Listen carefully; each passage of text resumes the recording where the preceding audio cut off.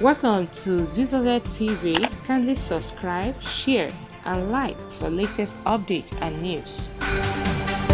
That's why the head of state. Because there must be somebody that must take the blame. Notifications each Oh, time we don't post. go there. Okay? We love you Don't guys. go there. You see me? I was like, hey, let me start a party. So in 1999, I started a party. Movement against second slavery. I had so much money from Europe. I organized myself. Oh, when my people dealt with me, they dealt with me so much that one day I went to the bank. I had no money. I said, God damn shit.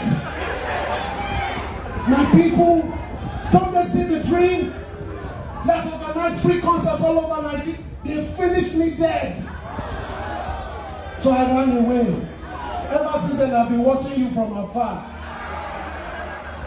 No, you voted Abiola. You didn't vote for Abiola. You still voted for last other enemy, Obasanjo. Whoa! Then they asked me, what will Fela have done if Fela was alive? I mean, fuck you. If you want to know what Fela do, just go to Bebisola. Kill yourself, enter the grave, ask him. How about say yeah?